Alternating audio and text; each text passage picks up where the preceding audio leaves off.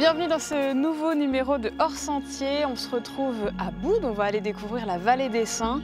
Mais d'abord, on va chercher notre guide. Elle est occupée dans sa ferme pédagogique. Venez avec moi. Bonjour Fleur. Bonjour.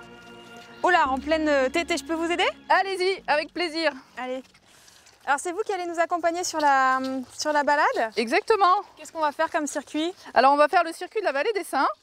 Oh là. Ouais, ça t'aide fort. Ça t'aide fort. La vallée des Saints, par où on va passer alors? Donc on va passer à l'intérieur de la forêt, voir des paysages assez extraordinaires pour la région. Et puis revenir après par les vignes. D'accord. Bon bah on finit la tétée, puis après c'est ça. Après on se met en route. Petite papouille si vous voulez. Ah non.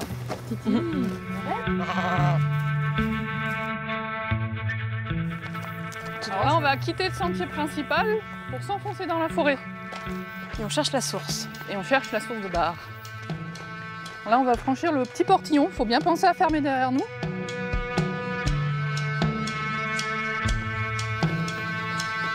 Là c'est surprenant le paysage et la végétation. Hein. La particularité du site c'est qu'on a vraiment une végétation très variée. Et sur cette partie-là, on voit qu'on a vraiment un paysage méditerranéen. Ah, c'est rigolo, c'est des paysans. Complètement. Alors nous voilà arrivés à la source de Bar. C'est une source romaine. C'est une eau qui est gazeuse, ouais. D'où le bouillon qu'on voit. Donc c'est du gaz carbonique. Exactement, vous avez les dépôts de fer, donc elle est ferrugineuse. Et elle a également une autre particularité, c'est qu'elle est salée. Ah d'accord. Voilà. Et on peut la boire? Moi je sais qu'il y a des anciens qui viennent la prendre pour les rhumatismes. D'accord.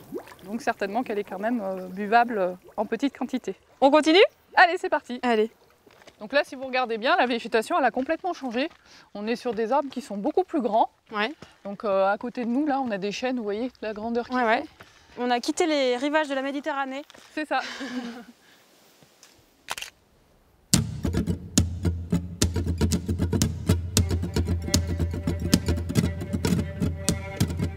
Impressionnant. On va monter sur la plateforme pour vraiment avoir le point de vue.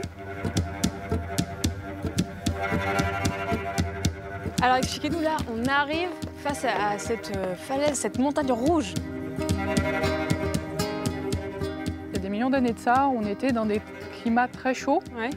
Des climats tropicaux. Et donc du coup, eh bien, on a eu des dépôts de fer importants. D'accord. De l'oxydation, donc plus ou moins riche en fonction, vous voyez, des différents étages géologiques. Et oui, ça donne ce dégradé de couleurs. Et puis avec le temps, ces roches se sont indurées.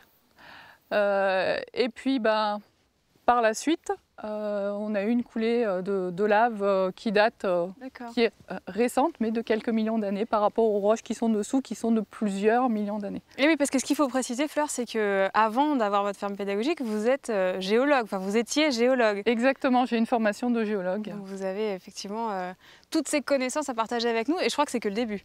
Exactement, vous avez tout compris, vous allez voir plus loin, il y en a encore des plus belles. Allez, je vous suis. C'est parti. On prend une petite bifurcation. C'est ça, exactement. On va par là vers le cirque des Mottes.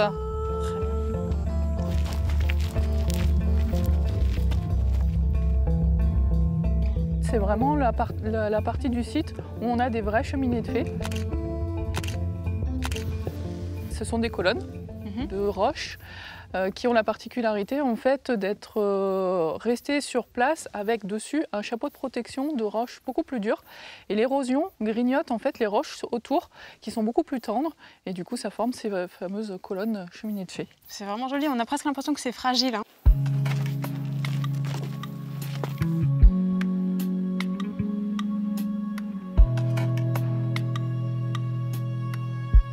C'est magnifique vraiment cet endroit, c'est impressionnant ces roches rouges qui sortent de cette végétation. On peut rester là des heures à profiter de la beauté du paysage. Hein.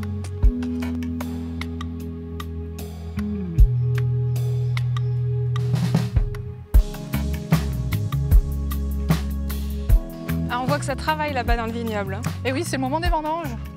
Et là on est juste au-dessus de Boudes en fait. Hein. C'est ça, là c'est le bourg. D'accord. Là, c'est pas le bout. Et donc nous, on va tourner sur la droite pour rentrer. Et donc le retour se fait par la traversée du vignoble de Boudes. Oui, exactement. Le village de Boudes, en fait, il n'est pas connu que pour la vallée des Saints. Ouais. Il est également connu pour son vin, puisque le Côte de Boudes est un vin d'appellation d'origine contrôlée. Eh bien, très bien. Si on se résume, la petite boucle là, elle fait combien de kilomètres? Elle fait 5 km la boucle là, après on peut rallonger un petit peu, elle fait 6 km. En partant de Boudes? En partant de Boudes, oui. D'accord. Eh bien, merci en tout cas de nous avoir accompagnés tout De rien, avec plaisir. sentier. Vraiment plein de surprises, plein de belles découvertes assez inattendues en plein cœur de l'Auvergne. On vous invite bien sûr à venir découvrir ou redécouvrir à votre tour cet itinéraire. Et on vous quitte ici jusqu'à une prochaine aventure hors sentier. À bientôt.